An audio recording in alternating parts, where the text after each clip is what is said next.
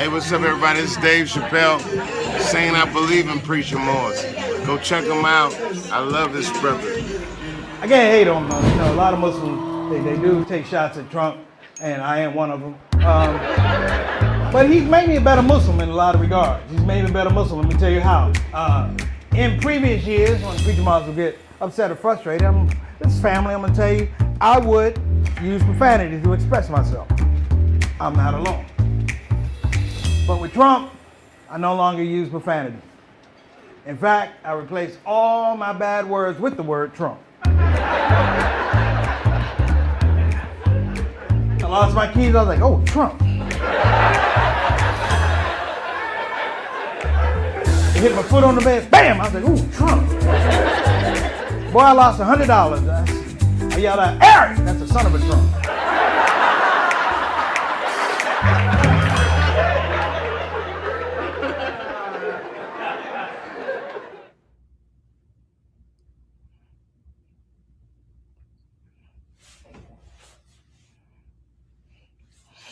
Assalamu alaikum warahmatullahi wabarakatuh, everybody. I'm Preacher Morris, host of the SOS, the ShOUT show. Hope you're having a fabulous Wednesday. I am on the road, make no mistake. I am courtesy of a Courtyard Marriott out here in North Carolina. I'm getting ready for the Joy is Still Allowed comedy tour, my inaugural tour. Please, please, please, everybody make dua for me. If you are in the cities of Raleigh, or in the city of Atlanta, or in the city of Washington, D.C., that will be Raleigh on the 24th, Atlanta on the 25th, and DC on the 26th. I am encouraging everybody to please come out, buy your tickets. This is a very important initiative. So those of you who have spoken to me know exactly what I'm trying to do. We are trying to expand our culture narrative. And even be better than expanding the culture narrative, we are trying to own a story. And most of the own this story is we are trying to get into a space where we build industry, where we are able to have our own platforms, and we're able to have our own distribution.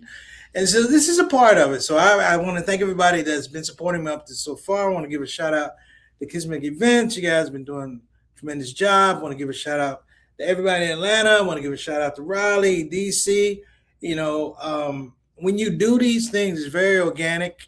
And when you do organic things, you're going to learn about processes, marketing. You're going to learn about promotion. And inshallah, if you're paying really, really close attention, you're going to retain some things. You're going to know what they're talking about.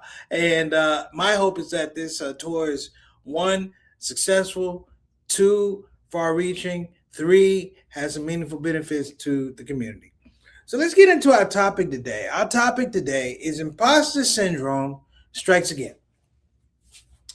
Imposter Syndrome strikes again. This is the scenario. And I don't want to get into a whole lot of psychological stuff. It is the thing of people putting up and they can't back it up. Putting up and you can't back it up. So this has been a process in American politics. It may have been a process in your neighborhood. The person that acted tough, but when they were confronted with somebody who was really tough, they backed down. We call our esteemed president, we call him Taco. Trump always chickens out. And they're saying this about the ceasefire, all these things. But I think it really reaches everything with proportions, because when even we move away from politics, we're talking about these things affecting us at a very, very basic and personal level. So today I'm going to be talking about imposter syndrome and how it hurts us, because it really doesn't help us, how it hurts us. And really taking a deep dive in what it means as sociology in terms of the sociological implications, the psychological implications, the economic implications, and of course, race identity politics as we begin to understand it more and more and more. This is a really interesting thing because there's so much information out there that is wrong. There is so much information out there that is meant to, for lack of a better word, lead you away from the truth. And when we're talking about imposter syndrome, we're talking about people being led away from the truth, number one. But the truth that they're led away from is the truth of themselves. And everybody knows the worst lie you could tell yourself is the lie that you tell yourself. So that being said, we're going to kick this show up Again, thanks everybody. I'm gonna give a shout out to Sister Tana. She's on 1 and 2s with us today. We appreciate it. Look, this is gonna be a cracking show. So please come back, join us. Let's get ready. Let's roll. We're talking about imposter syndrome on the Shout Out Show. I'm Preacher Moss. Let's make it happen.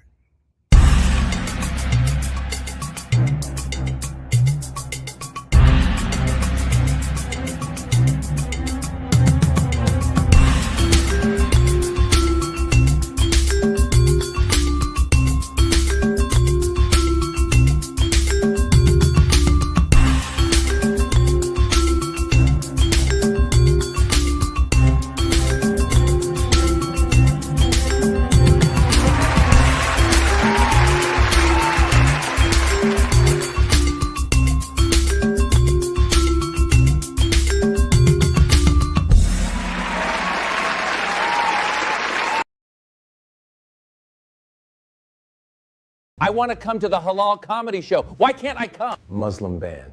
Who's laughing now?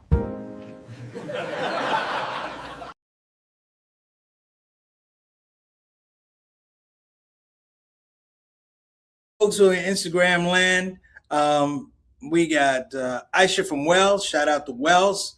Been there before. Kismet Connections working with me on this tour. Shout out to Sister Nadia and Sister Rabina. We've got Daniel. 23 in a row. We got Wakas H joined.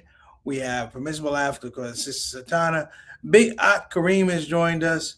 And Sweets for Humanity has joined us. And in the shout out show, our favorite, our soldiers, if you will.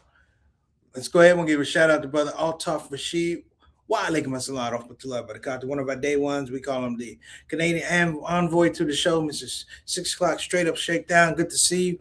Of course, we got Brother Bilal Salahuddin and his queen, Sister Sonia Dalton Salahuddin. Wa alaikum assalam wa rahmatullahi wa barakatuh. We got my brother, JT, Johnny L. Thomas. What's going on, beloved? Wa alaikum assalam wa rahmatullahi wa barakatuh. Thank you so much for joining us. You know, this thing I'm about to talk about, I've alluded to it before, but it has so much to do with your character. It has so much to do with your character. It has so much to do with what you believe about yourself. There's a phrase that we like to do. There's a phrase called fake it till you make it.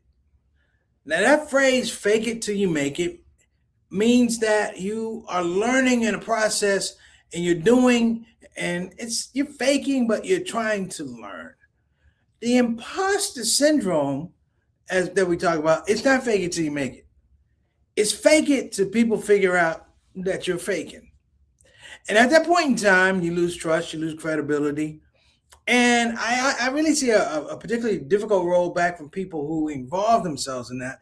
And if they're in a situation where there's power, I see a lot of destruction. I see a lot of mayhem. Let's just call it what it is. One of the things that's intrigued me, I want to say the last 3 years, is we've been in a scenario where we've watched imposter syndrome just run amok.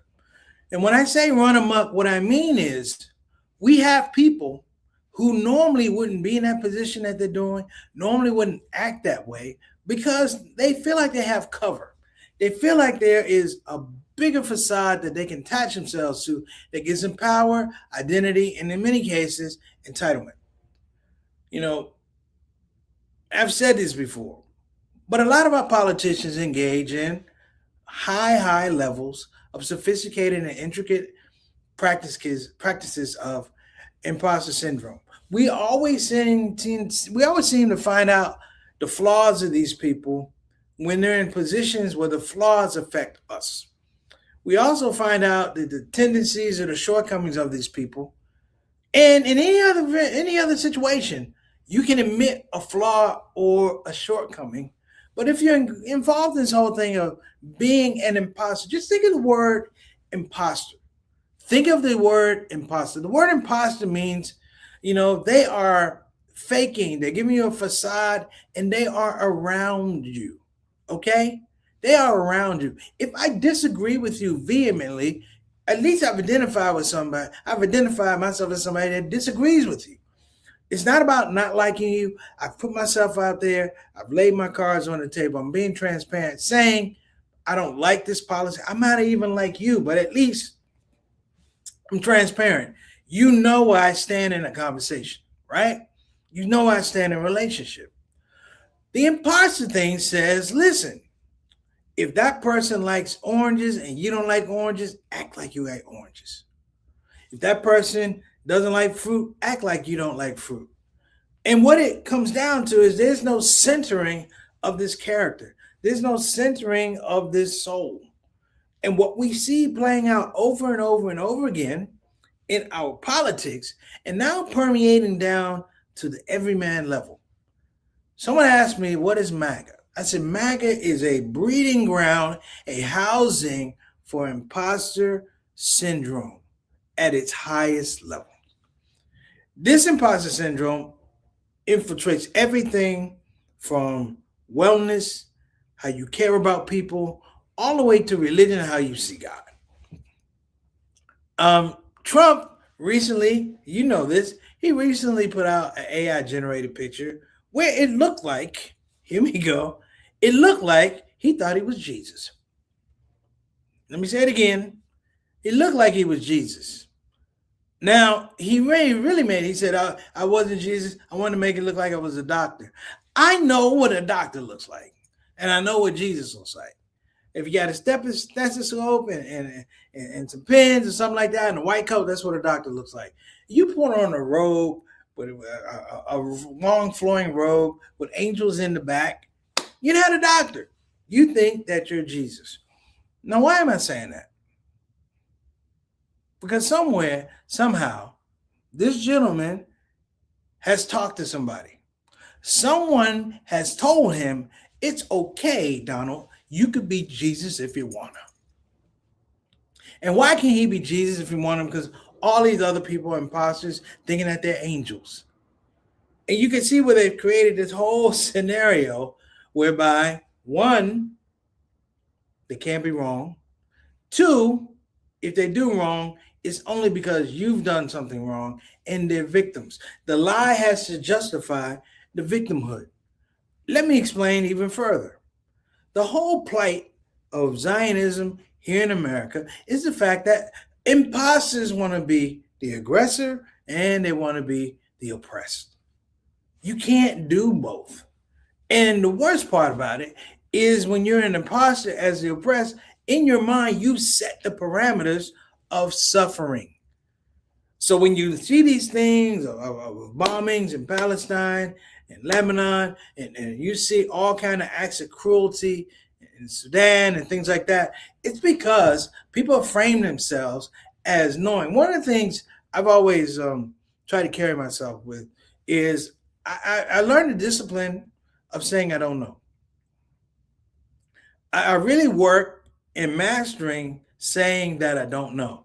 Because one, it keeps me honest about my own knowledge base. But number two, it keeps me hungry, right?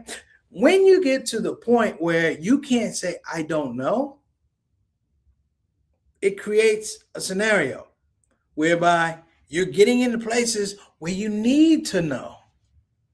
You don't know, but you need to know. And now the ploy goes all around and it reduces productivity, it reduces transparency, it reduces, I want to say, meaningful productivity for people who need it. I often say, sorry, I got to cut my phone off, folks. I often say that one of the problems that's always been an issue for me, I'm not going to say anything it bothers me when I'm around people and I know they're imposters. It bothers me when I'm around people who say all these things, I know they're not going to do them. I'm not the only one. We can hear it in their voice. They're faking sincerity.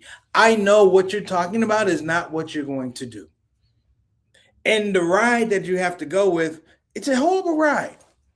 It's a very difficult ride because there is work at a very, very sincere level that needs to be done, that needs to be addressed, and we're not addressing it. Okay? Let me throw this out here and feel free to jump in. There is is a wave now. There are movements that are built upon I will follow an imposter. Let me say that again. There are movements in the United States that are built upon I will follow an imposter. Just recently, the SCLC, not the SCLC, the Southern Conference you know what I'm saying? The poverty, you know what I'm saying, Stana? They're being sued by the DOJ. And this is interesting. They're being sued by the DOJ. This is the same organization that was calling out people for what? Being anti-Semitic. And I'm like, listen to me. How do people keep moving around these pieces on the board and think that they're new pieces? That somehow we believe that this new mayhem, if you will, has levity. It has a place where we don't remember. We don't think that. They think we don't remember. I was with a friend of mine, and we were talking about Black people in America. So I would say this as African Americans in America, Native Americans in America. Every time an imposter comes around us, they feel uncomfortable. Every time they come around us, they feel uncomfortable. The need to leave our space or the need to make sure we do not enter this space, I think it's really interesting because as Black people, Latinos, and Native Americans, it's two words the imposters do not want to hear. And those two words are, we know. We know you ain't all that. We know just by the fact that you tried to subjugate people, you reveal it. And I say this all the time. You know, when a person moves a particular direction, and a person tries to oppress you, they tell you what they're afraid of. And we talked about that. And the imposter is what? Afraid of being found out. This is what all the Epstein files are about. People are afraid to be revealed for who they actually are. Not the businesses they built, not the reputations they built. This is it. You know, a couple of years back, we had to look at Bill Cosby. And someone asked the question, hey, man, can you separate Bill Cosby, all of the good things he's done, from the bad things he's done? And I went back and forth. And the thing I came up with, I was like, hey, man, and I meant this. I said, hey, man, Allah is the best of planners. Do I know something's wrong? Absolutely it's wrong. You know, and it will be dealt with in that scenario, you know, but I can't discount, hey, these are good things at that time, but it doesn't balance against all the bad things. You have to have a line of delineation. Imposter syndrome. I think one of the worst things you can do is you worry and you have an anxiety that people are going to find out who you are, you know, whether it's your family, whether it's your public, they're going to find out. And we see it all the time. You know, people will go and dig stuff up from 15, 20 years ago, you said, and it was appropriate then, but it's not appropriate now, and they will apply it to now. And I see people squirm and feel willy-nilly about it. Those things being said, I will put this out, though.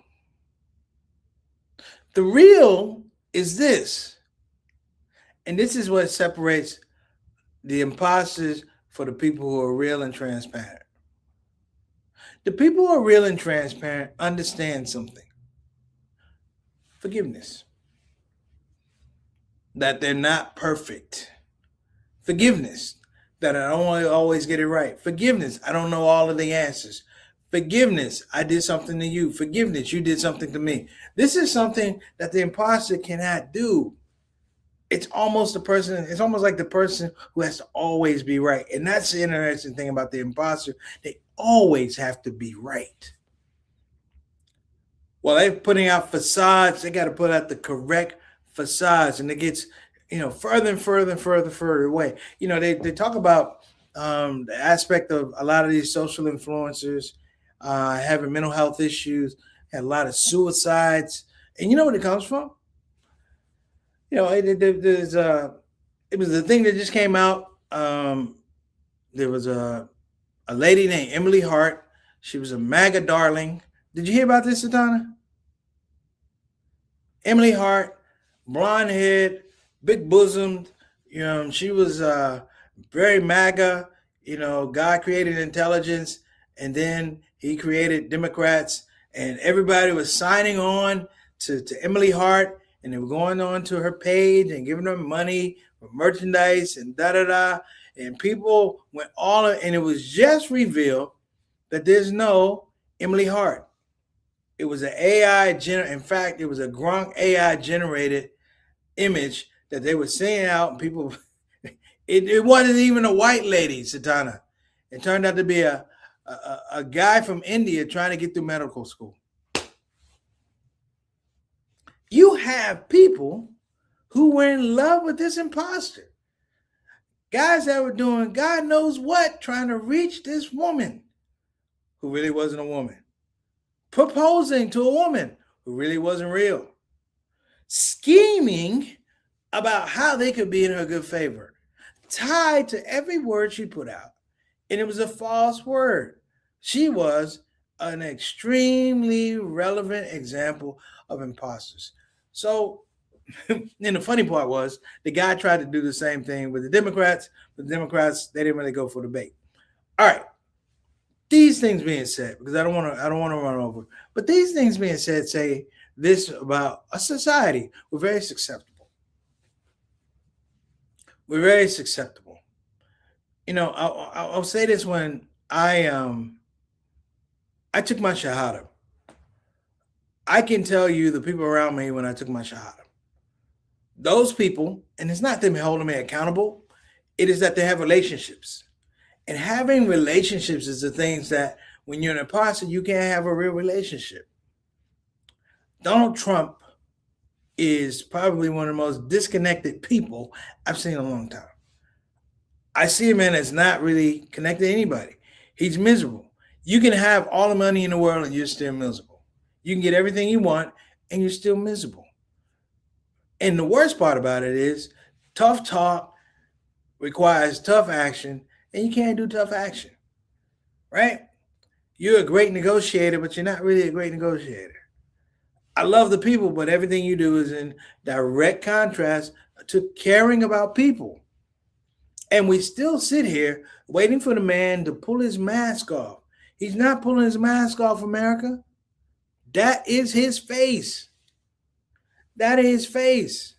That is the most extreme aspect of the imposter. He's giving you every clue that what he says doesn't have merit. I mean, and I'll say this: if you're rich and you got a lot of money, and you want to build a new ballroom on the east wing of the White House, he might talk to you. Got a couple million, he might talk to you. But for the multitudes of us that are watching this podcast and other podcasts, the fact of the matter is we know we never get in the room with those people.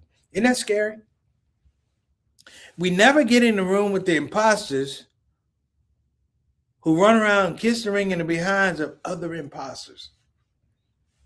Think about that. We don't have reach.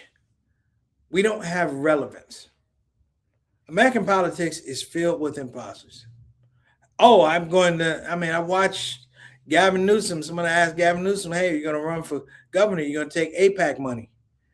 I would have respected Governor Newsom if he said, yes, I'm going to take AIPAC money. I would have respected, but he goes, oh, that's interesting. I'm like, dude, you're going to take it. All the politicians are taking it. Hakeem Jeffries are taking it. Johnson is taking it. Sherman's taking it. Everybody's taking this money. But nobody can get to the truth. And if you really want to get down to it, I think it affects decision making on so many things that are just so crucial. Because my thing is, and maybe you can back me up and say, no, I don't know. My thing is, when you have people who are imposters at a particular type of level, it's very hard to bring them back. It's very hard. There was a movie that came out. It was a organized crime movie. It was a mob movie. I remember it well. Donnie Brasco. You remember Donnie Brasco? Satana? It was Johnny Depp. He went undercover into the mob, and it was Al Pacino was in that movie, and he got so deep as an imposter. There he was. They killed somebody, and there he was chopping up the body along with the other criminals because that's what he had to do to fill in. He watched murders and he okayed murders and da da da da. And at a point in time, he lost himself. When he went to go see his wife, he couldn't pull himself out of that situation. He was just telling the wife, "I'm here for another clothes, and I'm going back undercover." And I'm like, this is deep. I mean, I understand the role of law enforcement, but I'm like, just think of that. Imagine that you lose yourself. All right, we got a couple people here on Instagram. I'm sorry, let me see. Blessings on layaway. I like that one. Tyra, assalamu alaikum. Nexus 1214, we're going to be there. Big show at Nexus 1214 Raleigh. We're going to be there. It's going to be a great show. Shout out to my main man Wafiq Salah, and of course Imam Oliver Muhammad. And shout out, and I will be there for Juma. All American Muslim. Good to see that you joined us. So let me get to the rap. Eric, what's going on, brother? Wa alaikum assalam wa rahmatullahi wa barakatuh. My brother from South Kakalaki, good to see you.